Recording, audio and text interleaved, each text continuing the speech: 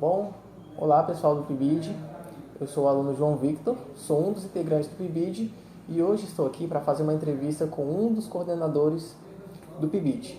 Eu estou aqui com o professor Dr. Adriano Fonseca. Olá professor, Olá, tudo boa bem? tarde, Victor. Para iniciar essa entrevista, eu gostaria primeiro de apresentar o nosso entrevistado. Professor, você gostaria de falar um pouco resumidamente sobre quem é o senhor, sobre sua trajetória dentro do curso de matemática e também sobre sua trajetória na vida em si, se eu gostar de falar? Isso. Bom, de maneira breve, né, eu sou paulista, não é, interior do estado de São Paulo. Assim que eu terminei, fiz a graduação, né, a licenciatura, curso noturno também, não é, na Unesp de São José do Rio Preto, concluí em 2001. Aí quando foi de 2002 a 2004, eu fui para a sala de aula, né? Era professor efetivo lá no estado de São Paulo. E nesse período de 2004 até 2007 eu fui fazendo algumas disciplinas, né? Tomando especial no programa de pós-graduação em Educação Matemática da Unesp de Rio Claro. Fiz o mestrado, concluí o mestrado em 2009, quando eu prestei o concurso para vir aqui para Tocantins, né? Para a UFT na época. Passei, então estou aqui no Tocantins, né, aqui em Araguaína desde 2009, né, quando é UFT, e nesse período de 2009, né, agora até 2025, eu saí para o doutorado em 2015, né, meu doutorado em Educação na Unicamp. Aí retornei e continuei as atividades aqui no curso, trabalhando com estágio, assumindo depois também, né, o PIBID e outras atividades, né, de pesquisa, extensão. Bom, como vocês puderam ver, isso foi um breve resumo sobre quem é o professor Adriano e quem é ele dentro do contexto do ensino da matemática em si. Então agora, professor, a gente vai passar para as perguntas relacionadas ao PIBID em si, né? Então, partindo das suas experiências com o PIBID, professor, como surgiu o convite ou a decisão de o senhor atuar como coordenador do PIBID? Ok. Bom, na época, foi uma necessidade que nós tivemos de estar ofertando, né, tanto o PIBID quanto a residência pedagógica. Né? E como nós estávamos aí no período que nós tínhamos que fazer essa escolha, com o número reduzido de professores, por conta de alguns afastamentos, então eu fui o único que dei o meu nome para poder assumir um desses programas. E eu escolhi justamente o PIBID, né, por entender que o PIBID, como ele, na época, né, lá em 2022, ele trabalhava, né, com os graduandos dos primeiros períodos até o quarto período, eu achei interessante de já também fazer esse trabalho, né, do PIBID e não do residência. Nós não ofertamos o residência porque não teve nenhum professor que assumiu. Então eu tive que fazer uma escolha e eu escolhi o PIBID por entender que esse movimento, né, de você estar na escola, de você desenvolver atividades docentes na escola, poderia estar acontecendo desde o primeiro período, que era aquele período que o PIBID ele pegava, né, os alunos. Então, professor, agora, como a gente sabe que o PIBID ele é um programa que faz com que os alunos eles tenham uma experiência de fato o que é ser docente, né? Eles têm de fato a experiência de estar dentro da sala de aula, sobre a sua visão do programa em si, né? Quais eram as principais responsabilidades e os desafios durante toda essa função de ser coordenador de área do PIBID? Olha, realmente está fazendo, né, esse acompanhamento bem de perto, né? Então, com essa relação, né, entre os PIBIdianos, né, que a gente não é nomeando, né, os PIBIdianos, as PIBIdianas, né, com os professores supervisores, né, esse encontro, esse diálogo, né, esse trabalho conjunto. Então tem essa relação e também de estar acompanhando, né, e orientando também essa relação dos PIBIdianos, PIBIdianas com os alunos, né, numa relação didática, né, porque essas relações, né, entre pessoas, entre seres humanos, ela tem um terceiro elemento didático que é o conhecimento, né, no caso o nosso conhecimento matemático. Então, como fazer então essa ligação, essa interação, esse diálogo, né, entre os PIBidianos, os professores, quando já tem uma experiência de sala de aula, né, esse diálogo, você fazer também essa relação dos professores supervisores, também como formadores também, né, participando, né, desse processo de formação inicial dos PIBidianos, e como que a gente vai trabalhar também a questão do conhecimento matemático de outras maneiras que não aquela que a gente conhece como método tradicional, né? Onde você tem um professor que ele apenas transmite um conhecimento, né? Considerado como o professor como detentor, o único detentor daquele conhecimento, os alunos recebendo passivamente esse conhecimento naquela perspectiva, né, do que o Paulo Freire falou da educação bancária. Então, como fugir, como escapar disso? Então, outras maneiras de você também trabalhar esse conhecimento matemático, né, trabalhando com outras metodologias, outras tendências em educação matemática, né, que pudesse fazer com que esse aprendizado de matemática pudesse acontecer efetivamente de outras maneiras. Então, esses foram esses desafios, né, que a gente foi tendo, né, e além de trabalhar também concepções teóricas, metodológicas, né, para que a gente não fosse um trabalho apenas, um trabalho prático, um trabalho técnico, né, de você ir lá na escola, né, dos PIBidianos irem à escola, atenderem as demandas da escola, mas às vezes de uma maneira muito técnica. Então nós tínhamos reflexão, nós fazemos leitura de textos teóricos, metodologias, né, fazer simulações com as atividades para depois e desenvolver, aplicar com os alunos. Então é todo um acompanhamento que a gente tem que fazer nesse sentido. Perfeito. Agora, professor, falando sobre o período de sua atuação no PIBID, qual foi o seu ano, o ano de participação que o senhor teve como coordenador de área do PIBID? Também, quais foram as escolas, se o senhor lembrar, quais escolas que participaram da sua coordenação em si, quantos supervisores, e também a quantidade de bolsistas que tinham no PIBID em si. O senhor consegue lembrar mais ou menos desses dados? Sim, sim. No outro período, nós iniciamos em novembro de 2022 e concluímos em abril de 2024. Foram 18 meses.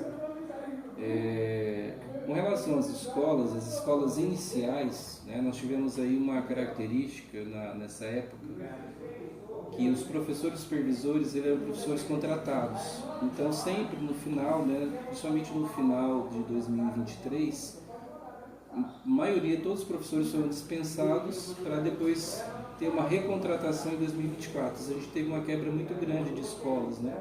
E quando esses professores retornam, não retornam na mesma escola.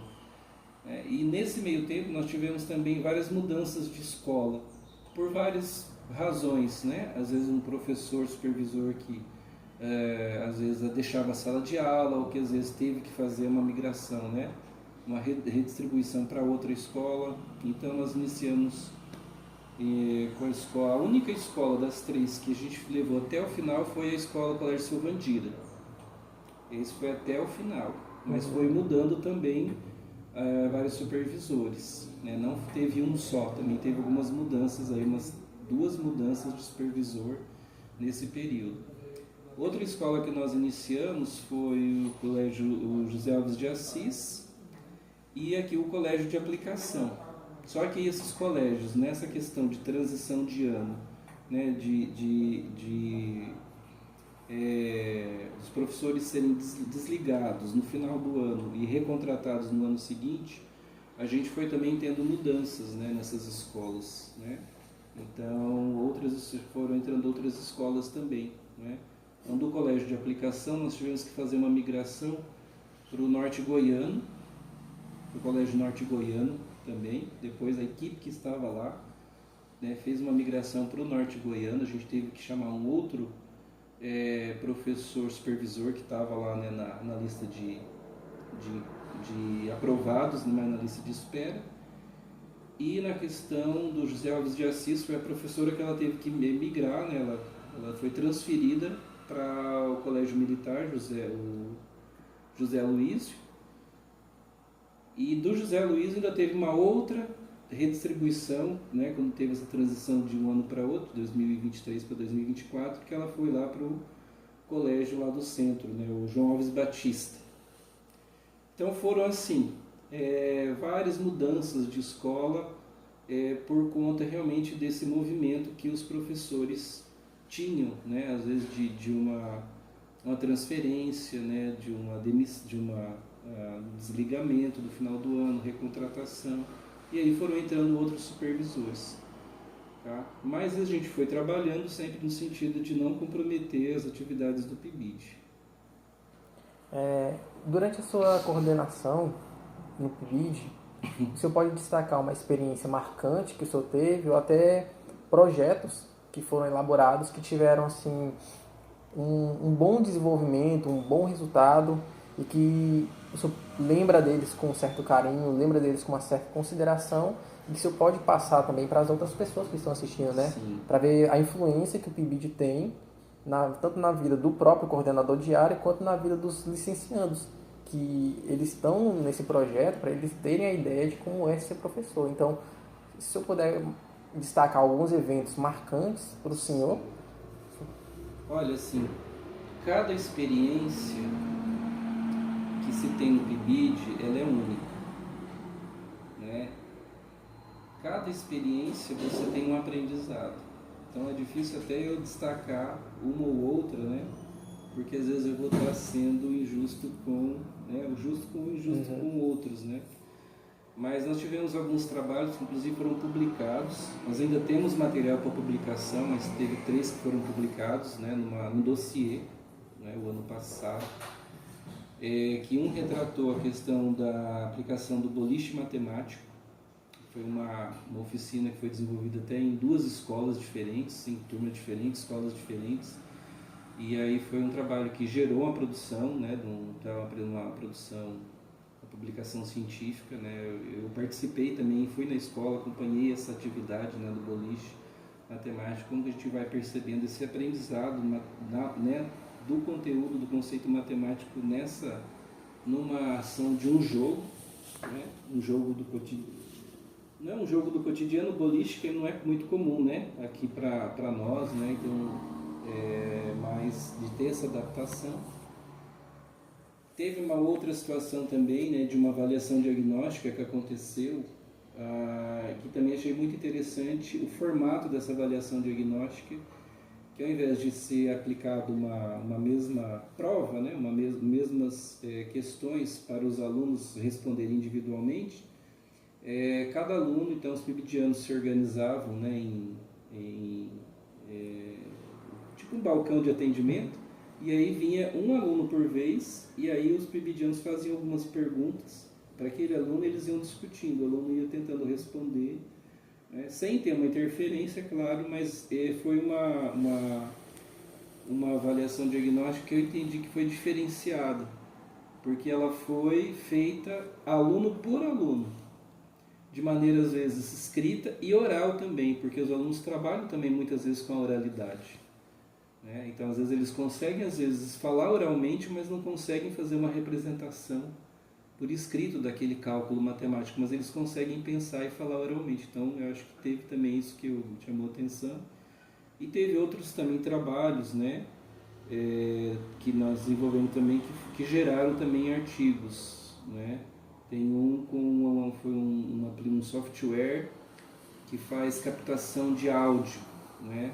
Que agora eu não estou lembrado o nome desse software, mas foi o Audacity, o software Audacity também que foi trabalhado, né, com conteúdos de trigonometria, né, para aplicação do conteúdo de trigonometria na captação de som. Então, como é que você modela, não é, um som de um instrumento musical a partir desse software, e como você trabalha em trigonometria para poder compreender aquele comprimento de onda, né, gerado por aquele instrumento. Então foi feito esse trabalho também, foi feito inclusive aí uma publicação. Então foram vários outros trabalhos também que não gerou publicação, mas ainda tem material para publicar. Então foram alguns aí. Eu sei que é até difícil poder nomear todos, né, porque sim. São muitas experiências boas, né. Então, professor, agora indo para as perguntas finais, sobre o PIBID agora, propriamente dito, o que o senhor acha que deveria melhorar?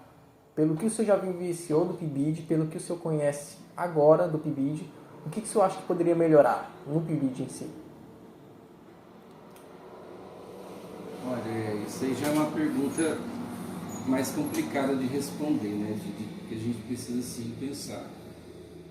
Mas eu vejo assim que o PIBID ele precisa ter uma valorização maior, né? Que é alguma coisa que poderia até se estender para os estágios, que é valorizar o professor que está lá na escola, né? Inclusive suporte.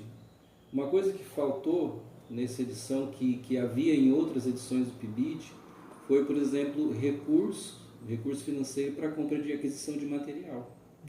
Na edição que eu tive como coordenador, nós não tivemos esse recurso, né? Que em outras edições houve, né? Então, isso que nós sentimos falta, né? Desse recurso para você comprar aquisição de material de consumo, mas também, por exemplo, materiais concretos pedagógicos, né? Para o laboratório de ensino, para você desenvolver, né, atividades. Então, isso foi uma coisa que faltou, né? Não sei se esse edital recente tem essa possibilidade, mas nós não tínhamos esse recurso, né, para poder fazer aquisição de material.